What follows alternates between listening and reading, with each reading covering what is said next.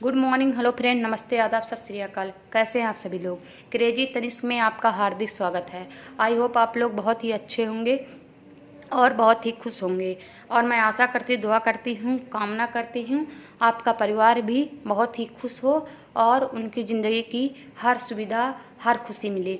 तो चलिए, आज हम आपके लिए एक नया टॉपिक राष्ट्रीय पाठचर्या की रूपरेखा 2005 लेकर आए हैं, यानी एनसीएफ 2005। इसमें क्या कहा गया है उसके बारे में बहुत ही इम्पॉर्टेंट है शिक्षा के रूप में, यानी बच्चे को कैसे शिक्षा दी जानी चाहिए इसके रूप में बहुत ही इम्पॉर्टेंट है। ठीक है, तो इसमें क्या कहा गया है, यही बात कही गई है कि बच्चे को किस तरह पढ़ाई की जानी चाहिए और किस तरह आप उसे शिक्षा दीजिए। अगर कोई बच्चा जो है प्राथमिक स्कूल में आ रहा है तो वो अपनी मातृभाषा, यानी वो अपने आसपास से कुछ सीखेगा, अपने माता पिता से कुछ सीखेगा, तो मातृभाषा लेकर आता है तो उसे अगर आप तुरंत उसके तत्कालीन भाषा को सुधारने की कोशिश मत कीजिए, बल्कि उसकी बात को समझिए और धीरे धीरे उसका सृजन कीजिए। और धीरे धीरे जब आप उसका सृजन करेंगे तो बच्चा क्या है, धीरे धीरे उसका भाषा का विकार जो है धीरे धीरे खत्म हो जाएगा। ठीक है, दूसरे और वही बात, यानी दूसरा पॉइंट क्या कहा गया है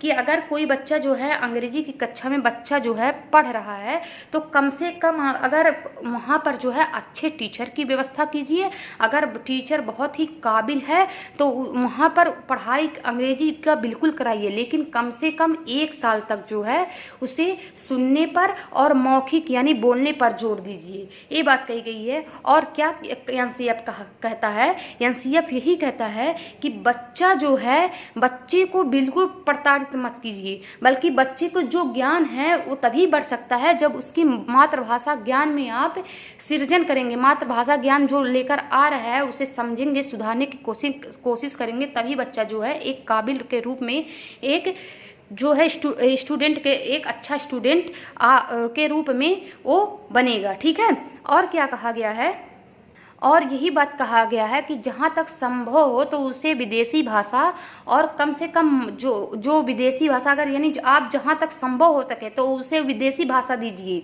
कैसे दीजिए, उच्च माध्यमिक स्तर पर कम से कम 2 साल जो है विदेशी भाषा दीजिए। ये बात कही गई है एनसीएफ में। और एनसीएफ ये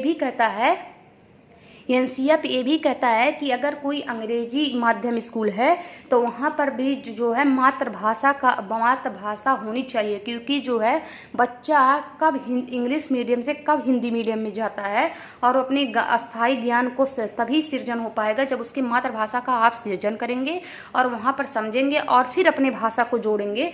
तब बच्चा जो है सारे शब्दों को, सारे वाक्यों को अच्छे से वो समझेगा और तब आपकी भाषा को वो पकड़ेगा और फिर वो अच्छे से जो है उसका भाषा का जो विकार रहेगा दूर होगा।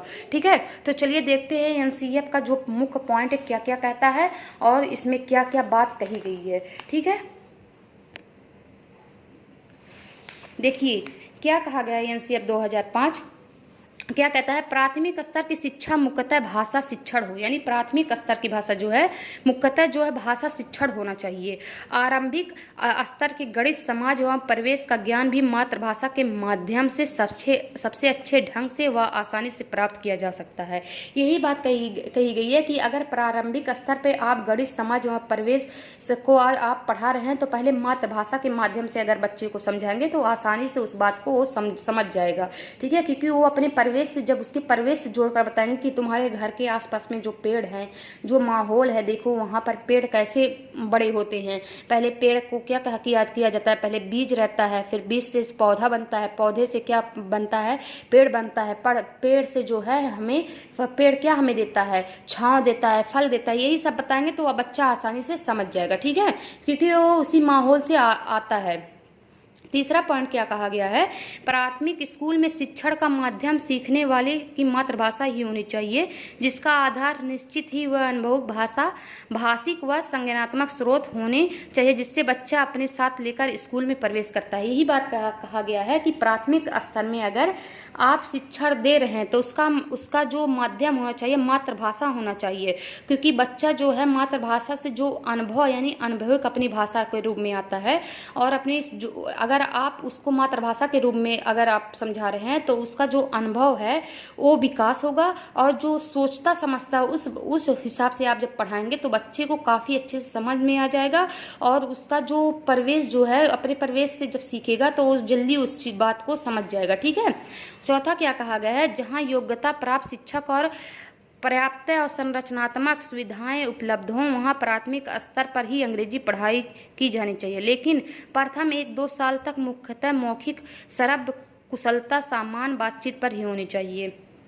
यानी क्या कहा गया है कि अगर जहाँ योग्य शिक्षक हो यानी प्राथमिक स्तर पे आप तभी आप अंग्रेजी की शिक्षा दीजिए कि जब आपके पास यानी आपके पास एक कुशल अध्यापक हों, और अंग्रेजी भाषा का शिक्षण जो है तभी दीजिए, शिक्षा यानी बच्चों को तभी दीजिए जब कम से कम 1 साल तक यानी आप 1 साल तक मुख्यतः यानी 1 साल तक आप बोलने पर यानी मौखिक भाषा और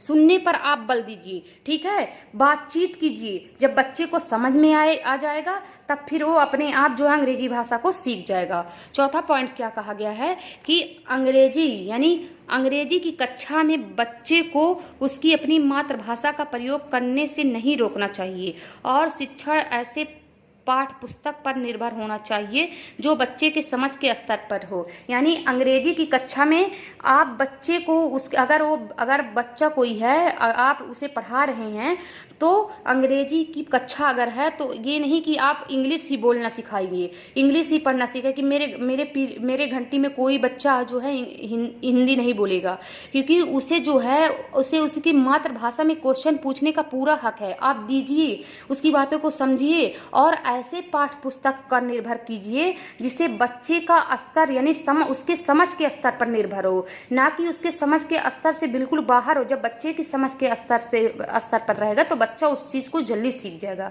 ठीक है, यही बात इसमें कहा गया है। उसके बाद देखिए क्या कहा गया है, घर में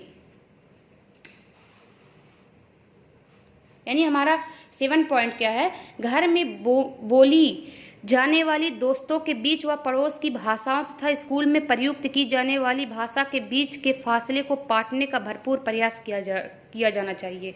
यानी हमारा एनसीईआरटी कहता है कि जो घर में बोली जा रही है, जो आपके आसपास में के पड़ोस में बोली जा रही है, जो दोस्त आपके बोलते हैं, उन सभी को आप इस प्रकार से पढ़ाइए कि उसका जो फासला है दोनों के बीच में, यानी अगर बच्चा जो है पहले भोजपुरी अगर जैसे वो जब अपने घर से बोली सीखता है तो कुछ और बोलता है, कुछ और टाइप में बोलता है, और जब स्कूल में आता है तो उसकी भाषा का आप सृजन कीजिए, उसकी फासला को जो बीच उसकी बोली और जो स्कूल विद्यालय की बोली है दोनों के बीच में जो फासला है उसे आप धीरे धीरे जो है ख़त्म कर दीजिए और उसकी भाषा का जो है एक अच्छा रूप दीजिए। ठीक है, ताकि बच्चा जो है पूरी तरीके से विद्यालयी भाषा को सीख जाए। ठीक है, उसके बाद देखिए क्या कहता है हमारा एनसीईआरटी कि अंग्रेजी माध्यम स्कूलों में भी मातृभाषा का एक माध्यम के रूप में प्रयोग होनी चाहिए और शिक्षार्थियों को एक माध्यम से दूसरे माध्यम में जाने की छूट होनी चाहिए।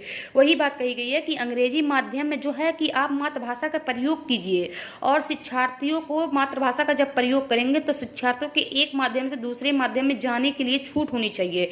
यानी इतना तो छूट होनी चाहिए शिक्षार्थियों को कि वो हिंदी और इंग्लिश दोनों सीख रहा है, ताकि उसे भविष्य में कभी कोई काम पड़े, कभी ज़रूरत पड़े, कभी इंग्लिश मीडियम हो सकता है उसे छोड़कर हिंदी मीडियम में जाना पड़े, तो उस भाषा के माध्यम से वो आसानी से उस भाषा को समझ सके। ठीक है, क्योंकि आजकल क्या देखा जाता है, जो इंग्लिश बच्चे होते हैं काफ़ी रट्टू तोता होते हैं, वो इंग्लिश तो आसानी से सीख लेते हैं, समझ लेते हैं, लेकिन हिंदी भाषा को वो उस चीज़ को समझ नहीं पाते हैं। ठीक है, तो वही बात कही गई है।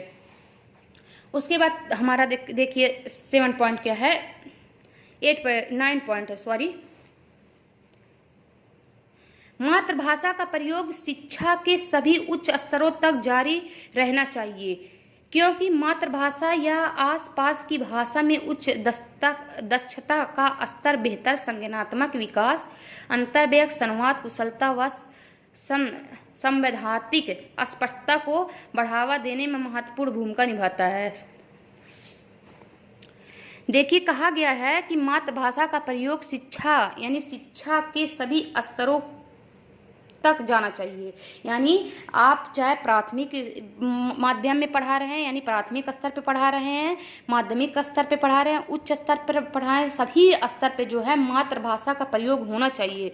क्योंकि भाषा या उसके आसपास की भाषा में उच्च दक्षता व स्तर, बेहतर संज्ञानात्मक विकास, अंतः व्यक्त, यानी जब आप मातृभाषा पढ़ाएंगे, मातृभाषा का उदाहरण लेंगे तो उसका जो दक्षता है, यानी उस बच्चे के अंदर काफी बेहतर संज्ञानात्मक विकास होगा। ठीक है, वह अंतः व्यक्त होगा, अपने आप को समझ पाएगा, उसका संवाद अच्छा होगा, वो कुशलता उसका जो है काफी अच्छा होगा। सैद्धांतिक स्पष्टता को बढ़ावा देने में महत्वपूर्ण भूमिका निभाती है। कौन? मातृभाषा। मातृभाषा जो होता है काफी अच्छे से बच्चे के अंदर जो है अंतः व्यक्ति का विकास हो सकता है, संवाद का विकास होगा, यानी वो एक दूसरे के बीच में जो बात करती है वो काफी अच्छे से बात कर सकेगा। ठीक है, अगर मातृभाषा का उदाहरण आप देते हुए चलेंगे, क्योंकि उस जो चीज अपने आसपास के माहौल से जो चीज सीखता है, जो उदाहरण समझ जाएगा काफी आसानी से, वो चीज आप कभी किताबी उदाहरण देंगे तो वो चीज उतनी आसानी से नहीं समझ पाएगा। ठीक है, उसके बाद देखिए क्या कहा गया है। पाठचर्या निर्माताओं, पाठ पुस्तक लेखकों और शिक्षक को विभिन्न भाषाओं और विषयों के बीच संपर्क सूत्र यानी नेटवर्क स्थापित करने का भरपूर प्रयास करना चाहिए। यानी जो आप पाठचर्या निर्माताओं, पुस्तक लेखकों और शिक्षक को विभिन्न भाषाओं, यानी जो भी शिक्षक हैं और लेखक हैं, वो आप जो पुस्तक, यानी जो लेखक है, जो निर्माता है, जो पाठ पुस्तक के बीच में जो विभिन्न प्रकार की भाषा होती हैं, जैसे हिंदी हो गया, कोई संस्कृत हो गया, कोई इंग्लिश हो गया, तो इनके बीच जो है अलग अलग तरीके से पढ़ाने के लिए आपको ज्ञान होना चाहिए और उसके बीच एक सूत्र यानी नेटवर्क स्थापित होना चाहिए कि बच्चा किस तरह, किस हिसाब से आप सिखाएंगे कि बच्चा काफी आसानी तरीके से उस चीज को सीख ले। ठीक है, जहां तक संभव हो उसे विदेशी भाषा व उच्च माध्यमिक स्तर पर 2 वर्षों तक पढ़ाई जानी चाहिए। यानी इनका कहने का मतलब है कि आप पढ़ाइए, बिल्कुल पढ़ाइए मातृभाषा में, लेकिन जहां तक कि संभव हो कि आप 2 साल तक जो है पढ़ाई जो है विदेशी भाषा में कराइए, वो भी उच्च माध्यमिक स्तर पर ही शुरू कर दीजिए। वही बात कही गई है। ठीक है, हमारा लास्ट पॉइंट देखिए क्या कहा गया है।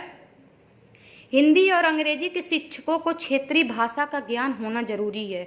यानी अगर चाहे हिंदी का कोई टीचर हो या अंग्रेजी का कोई टीचर हो, तो उसे क्षेत्रीय भाषा का ज्ञान होना जरूरी है। क्यों जरूरी है? ताकि शिक्षार्थी की सक्रिय सहभागिता सुनिश्चित की जाए। यानी छात्र कितना सक्रिय क्लास में है, कितना पढ़ रहे हैं, कितना यानी भागीदारी उसकी कितनी अच्छी है, ये सब सुनिश्चित कर सके क्षेत्रीय भाषा के रूप में। ठीक है, आदिवासी क्षेत्रों में जहां दूसरी भाषा के ज्ञान की संभावना कम हो, वहां उस क्षेत्र की भाषा जानने वाले शिक्षकों को शामिल करना अत्यंत जरूरी है।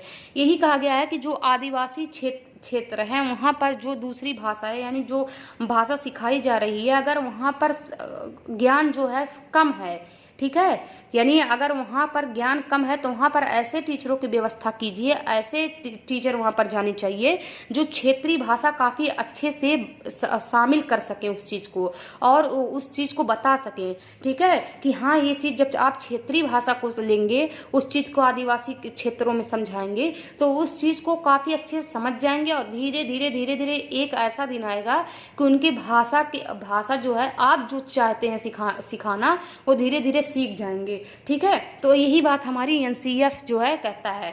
ठीक है, तो ये आज का हमारा टॉपिक जो था राष्ट्रीय रूपरेखा 2005, राष्ट्रीय पाठचर्या रूपरेखा 2005। ठीक है, आई होप आप लोगों को काफ़ी अच्छे से समझ में आया होगा और मैं आशा करती हूँ, कामना करती हूँ, दुआ करती हूँ कि आपका दिन बहुत ही अच्छे से गुजरे। तो आज के लिए इतना ही। कल हम आपके लिए एक नया टॉपिक लेकर आएंगे और अगर हमारे चैनल को आप लाइक, सब्सक्राइब, बेल आइकन को प्रेस करना नहीं भूले हैं तो प्लीज़ एक बार कर दीजिए, लाइक सब्सक्राइब कर दीजिए, बेल आइकन को प्रेस कर दीजिए। चलिए कल आपको एक नया टॉपिक के साथ मिलते हैं। जय हिंद, जय भारत।